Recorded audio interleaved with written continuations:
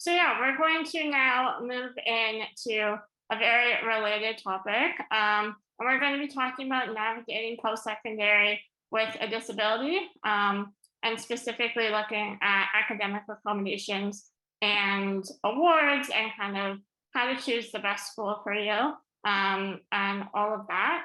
So I'm just gonna introduce my panelists here. So on our panel, we have Ben. So Ben was diagnosed with spinal muscular atrophy, and he's currently an undergraduate student at Carleton University studying political science. So thank you, Ben, for joining us. We also have Stefanie. So Stefanie was diagnosed with spinal muscular atrophy as well. She's a lawyer by training and has worked in corporate diversity and previously held roles at Ryerson University's Access Center. So very excited to have Stefanie join us here. We have Khalid joining us again. So very excited about that.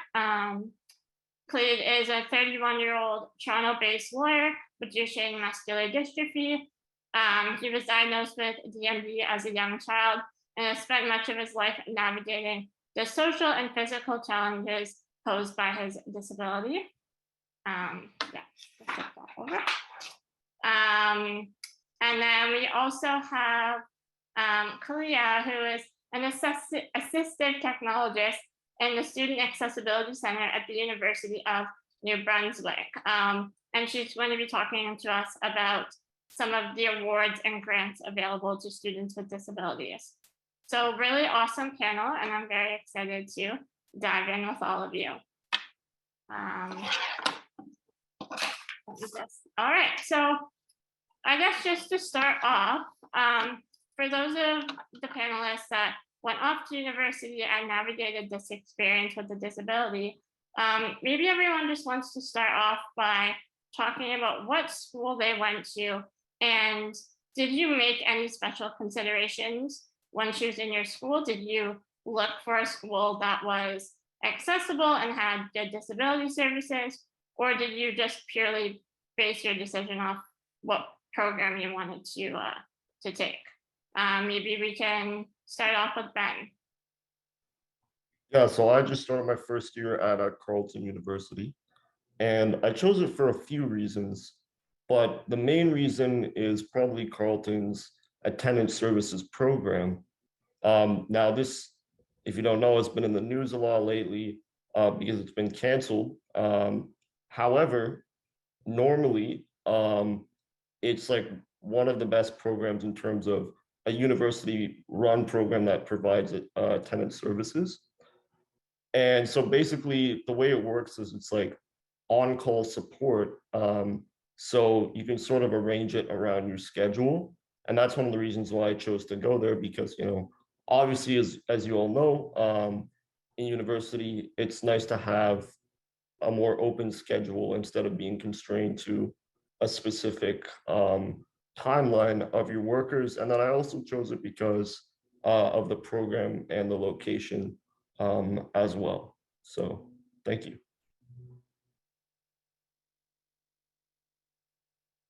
Stefanie, do you want to talk about your experience? Sure, thank you.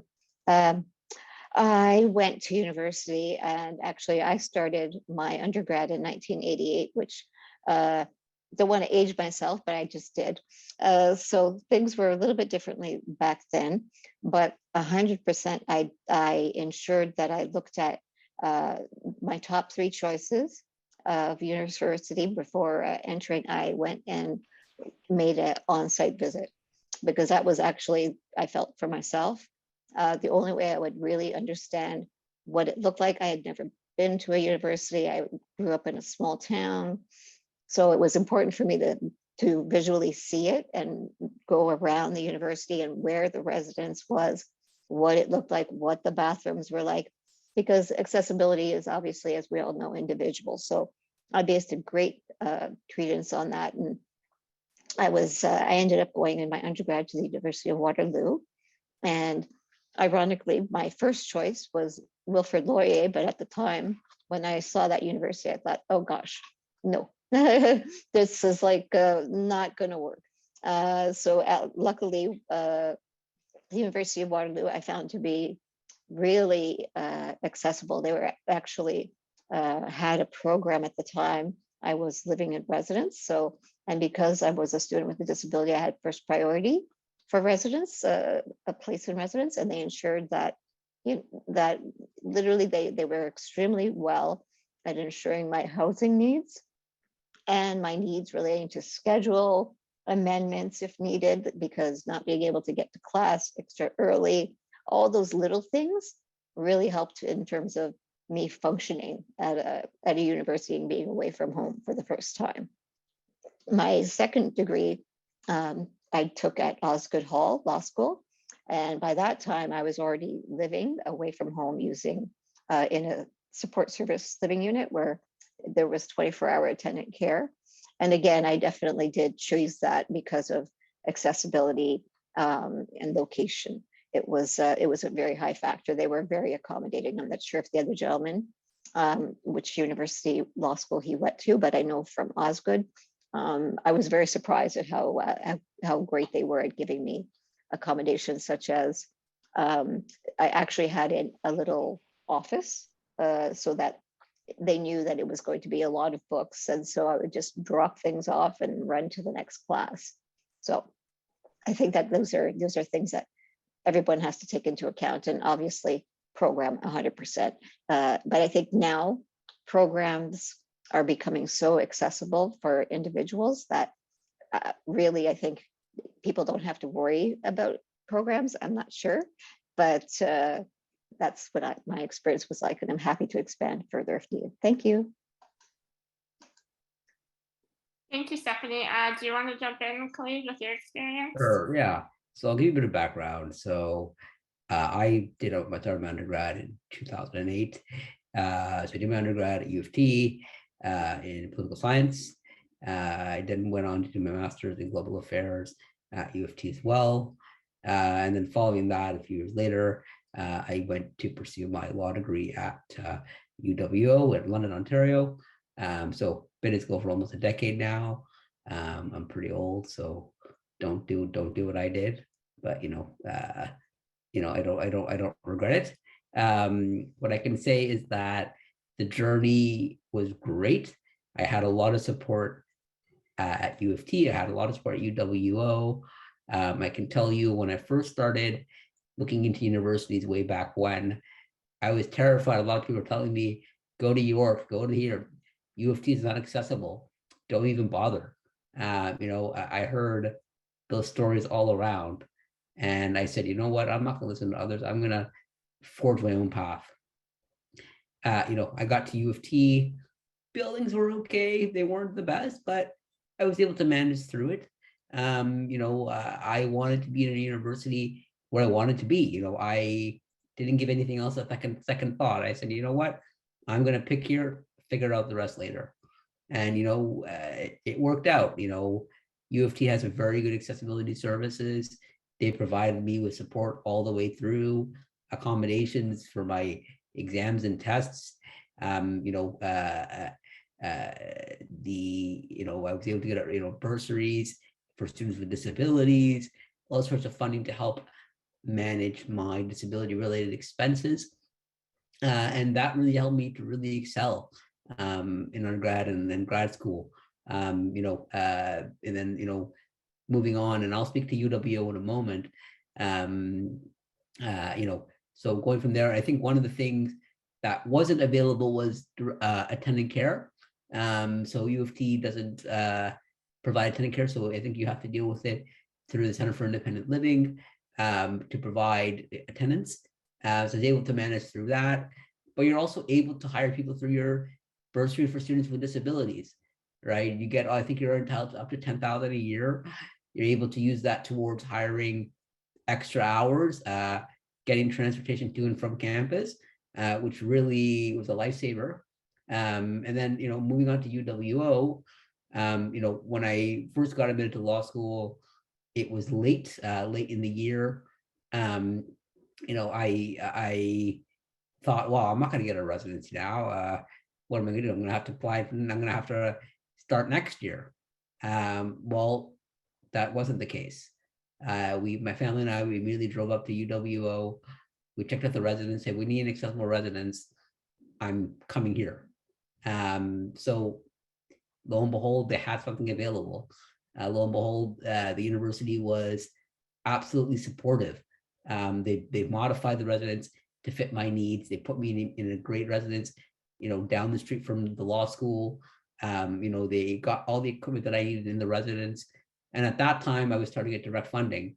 So, the intersection of that, I really relied on accessibility services at UWO to help out. And they were great. They provided me with everything I needed, the accommodations I needed, no questions asked. This is what I need to excel. This is what they did. So I could speak to that and say, well, you just got to reach out to the accessibility office. And don't be scared if you don't have ample timing, that's okay. It might be a little bit like a firestorm at the start, but I think once you get in, it's doable from there. So, I would say just pick where you want to go. There's always a way for you to do what you want. Awesome, thank you for that. So it sounds like all of you had pretty positive experiences with your school all around, which is great. We have a question in the chat about how do you get in touch with accessibility services before being accepted to post-secondary, and if that can be used to kind of guide your decision on what school to choose. Maybe we can get Kailha to answer that question in terms of getting in touch with your school before actually being accepted. Hi, I'm Kailha. So I work at the Accessibility Center at UNB in Fredericton, but I do have experience where I've gone to schools in Ontario and I've actually utilized the accessibility services myself, where I do have some disabilities. So whenever you're looking at applying for schools, you can contact the accessibility departments and or the schools ahead of time. You don't necessarily have to be registered. So many of the schools you can contact ahead of time to see what accommodations and supports are available. And I would encourage people to do that.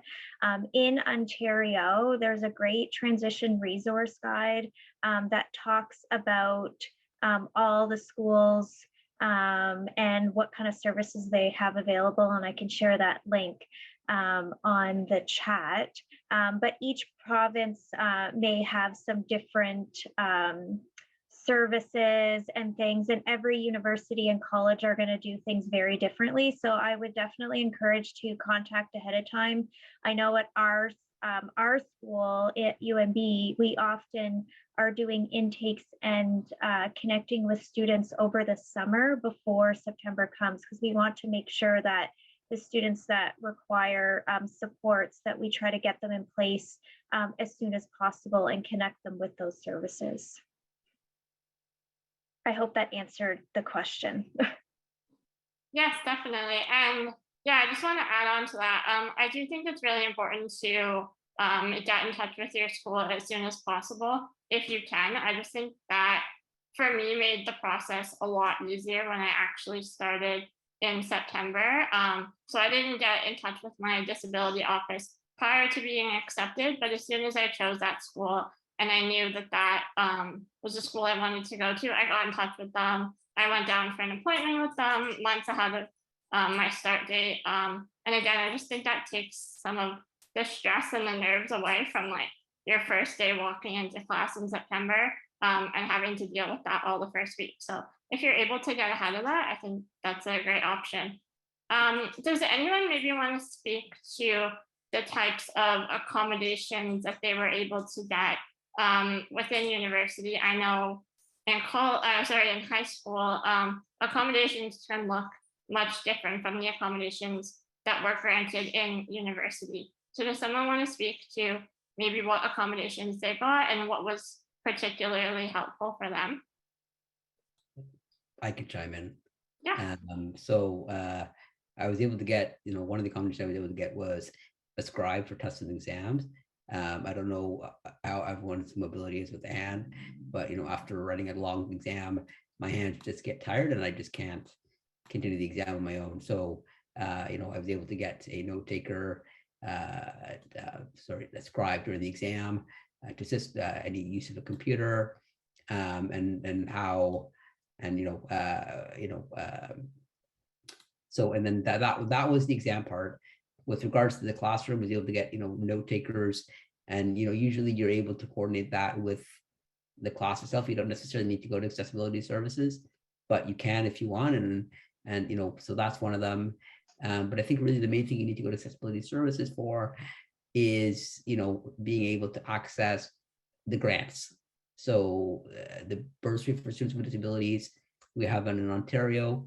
You need accessibility services to help sign off on that, I think. And so they'll be able to do that. And I think one of the things you also can go to them is that they can speak to your professors on your behalf. If you have a professor who's a bit anal and a bit strict and isn't going to allow recordings, isn't going to be the easiest person to chat with, and I've had professors who are absolute jerks, I will tell you that.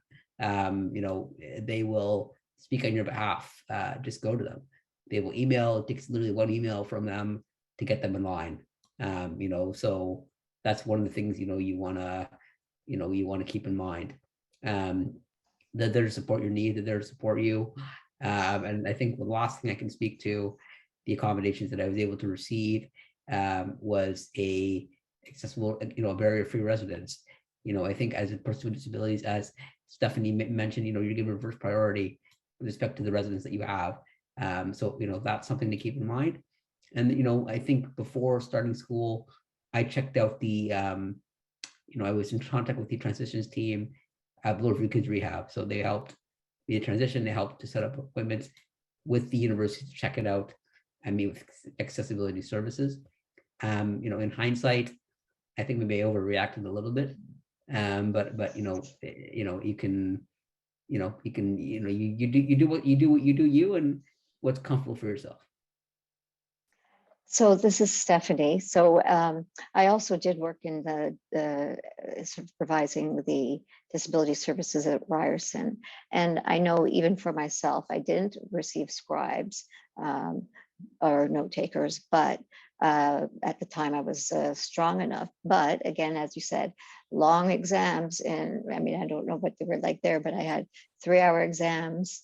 100%, was your grade for law school. And when they did do is they would give me extra time because they knew that I would need to take some breaks. So I found that actually to be extremely helpful because I just know that I'm not good with another person trying to explain my ideas. I'm better at writing than verbalizing, if that makes sense.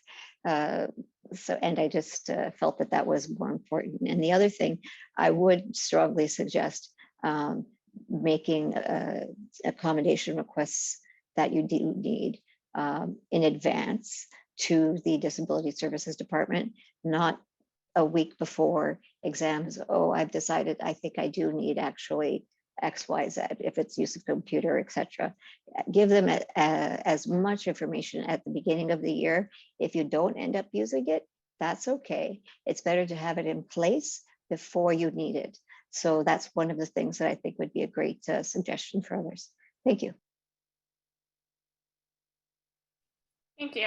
Ben, do you have anything to add to that in terms of what's been helpful for you?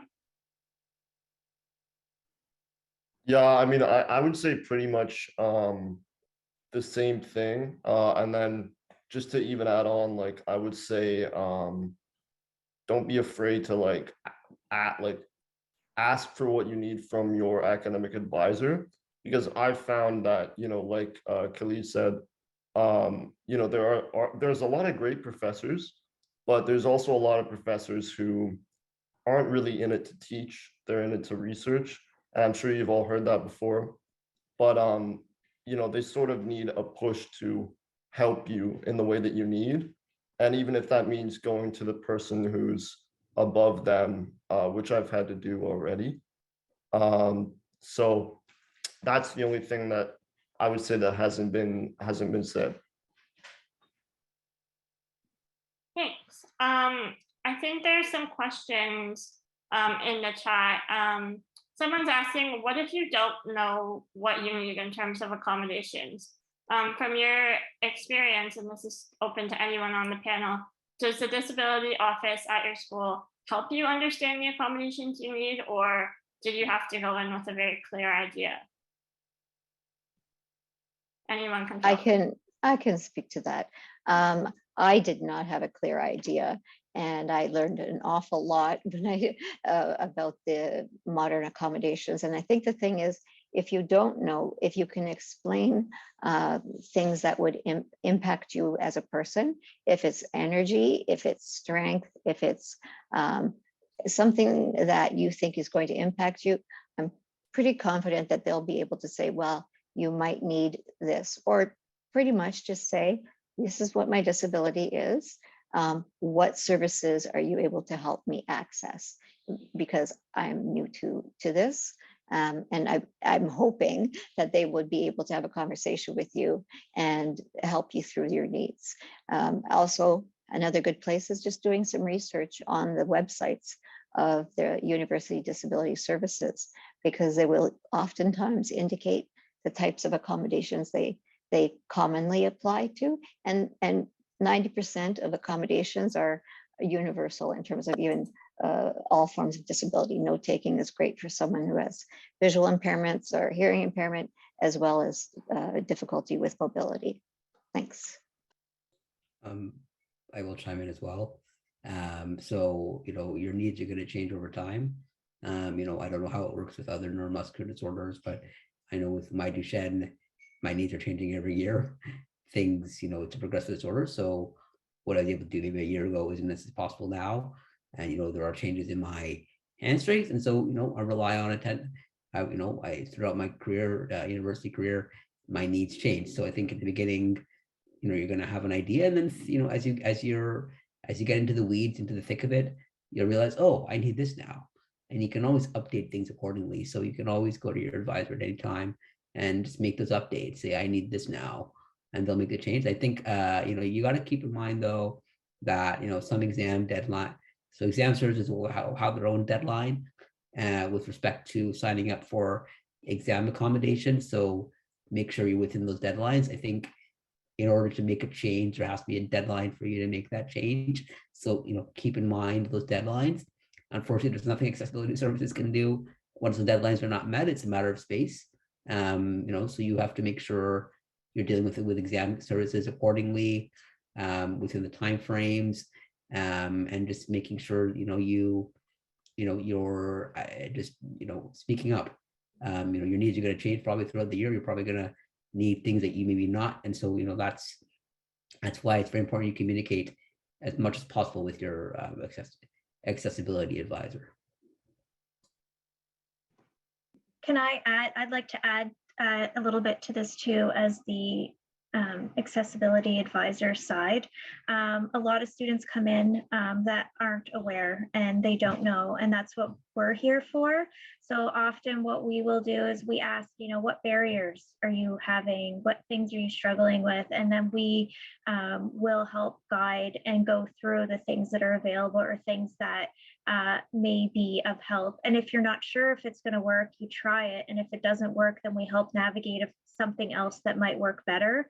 And it is really important to, as you change, because your disability may not stay the same every year, to connect and stay connected with your accessibility advisor with any updates, any changes, if an accommodation isn't working, if a professor's accommodation that was originally agreed on is not now working for different reasons. So continuously communicating so that we can make sure that as a student that you're getting everything that you can need. And if a specific accommodation is not available, what is the equal to that so that we can make sure you get access to it?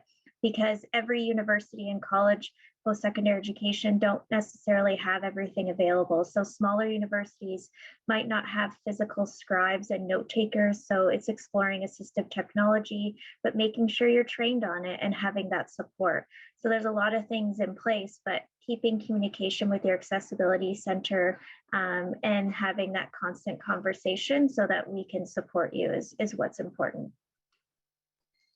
And I'm just going to say one thing, if that's okay, Tori. Sorry.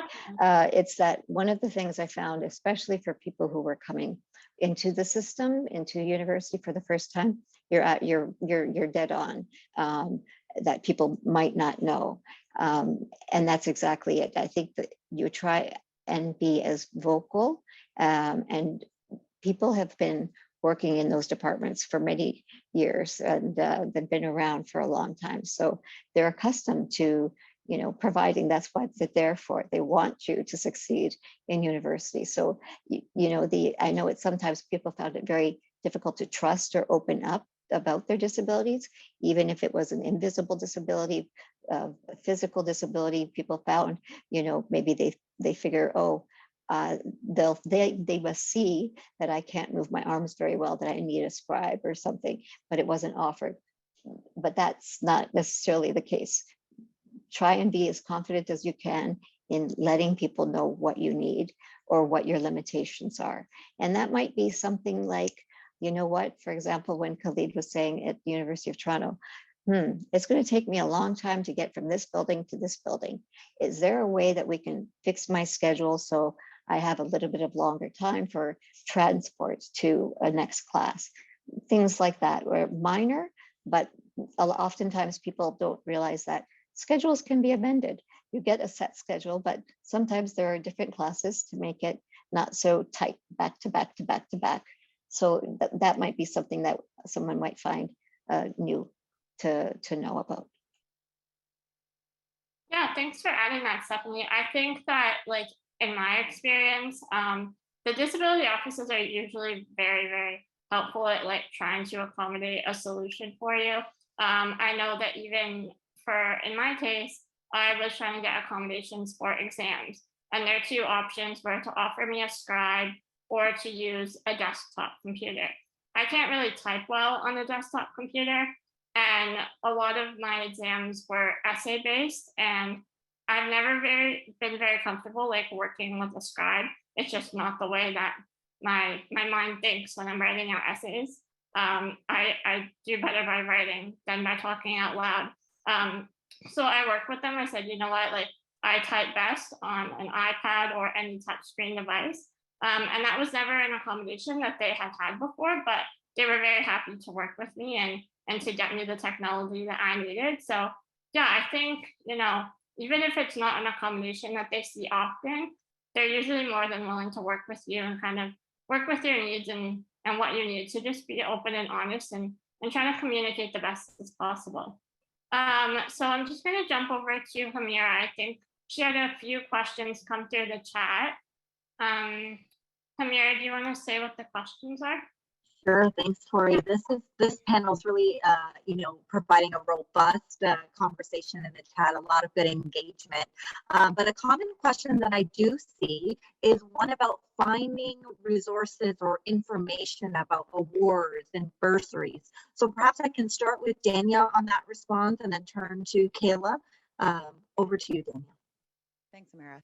So in terms of awards and bursaries, I know it was mentioned in the chat a bit earlier, but we do have service specialists at Musqueam, Canada across the country. So that is a benefit for a few things. One is if you are looking at a university outside of your home province, it's not only new in terms of, starting at that university, but all the other systems and supports in place in those provinces. So we can connect you with the service specialist for the province that you may think that you're looking to go to university at and connect them to give you those resources.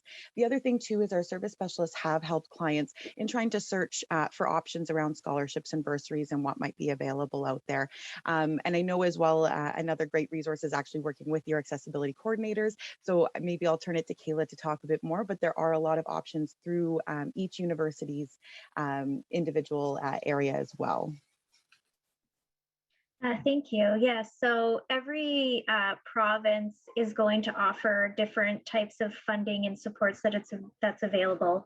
And it's great that there's people that are able to navigate, especially if you're going outside of province that you currently live in. So the direct one that often is used is through student loan funding. So as long as you're eligible for $1 of your student loan funding within your province, then you'd be eligible for the bursary for students with disabilities. So you'd get a grant that you don't have to pay back that goes attached to your student loans. And then there's the grant for equipment and services, which is a separate amount that's up to typically, so they say up to $20,000, but that doesn't mean you have access to $20,000 every year. It's divided into different categories of funding and support that be available. So from, you know, attendant care and support and tutoring to assistive technology, note-taking and different things like that. But your accessibility advisor or your assistive technologist, depending on who's supporting you with that, would have the understanding of what's available. If you are not eligible for student loans for at least the dollar, or as a person with disability, I have seen people that didn't get the student loans, but did get the grant. There's sometimes that it does happen on a case-by-case basis. So your accessibility advisor could support you around that. But if you're not eligible for that, then you have to kind of start exploring outside the box. So we always encourage students to connect with our student financial services because they often are the experts in what funding is available at each university. So they would have extra bursaries and grants, and we'd also try to connect you with if there's scholarships and programs that you can access.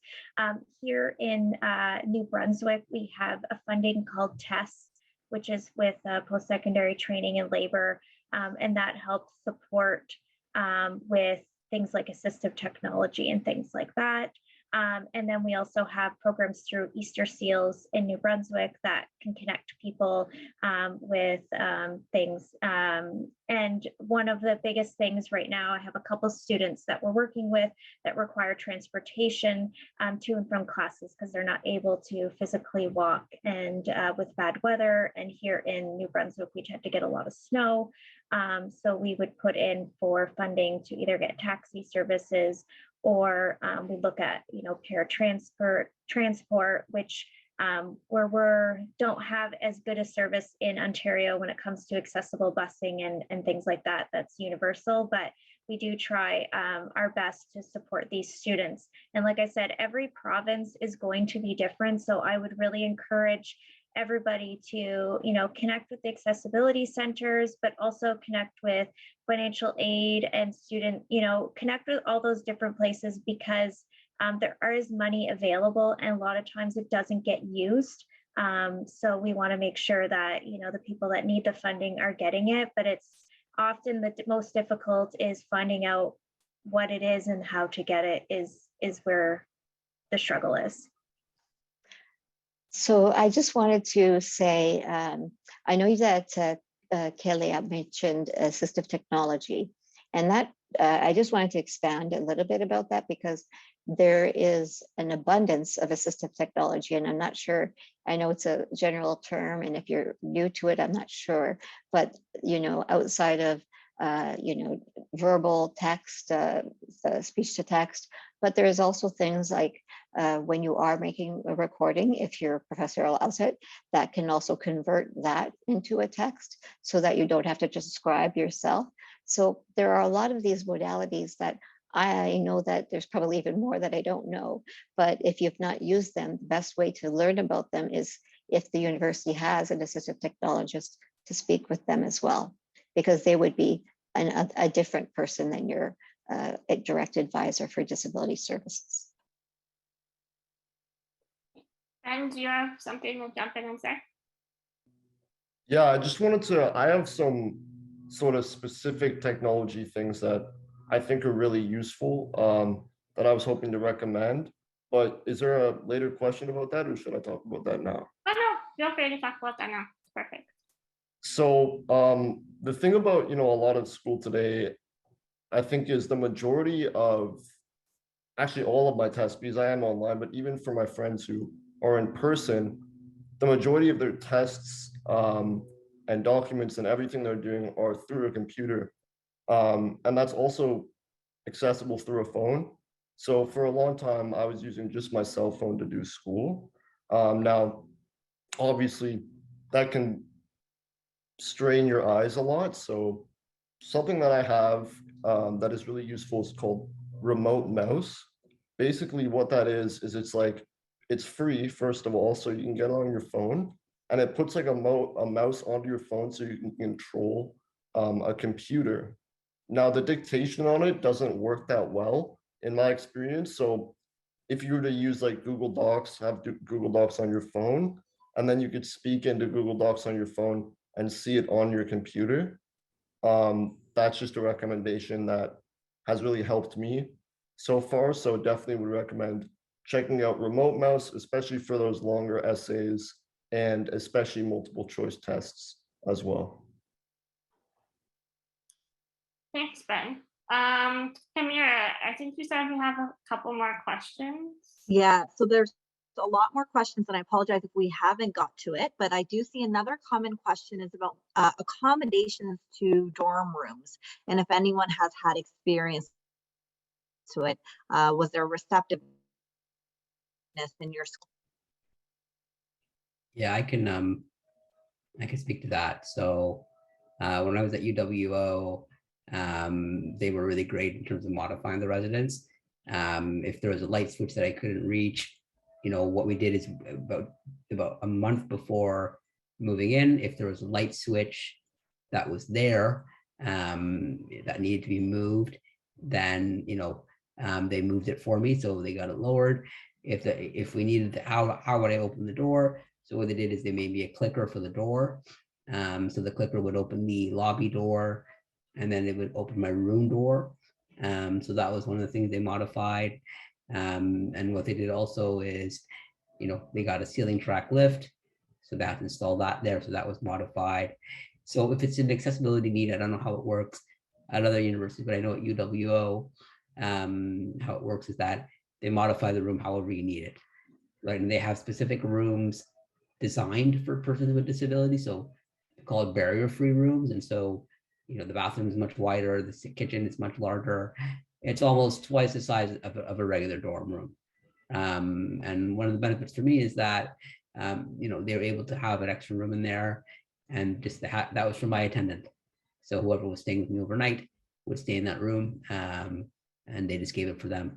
And then the entire room was large enough. So, speak to them, and don't forget, they're, they have to accommodate you. I mean, it's the law.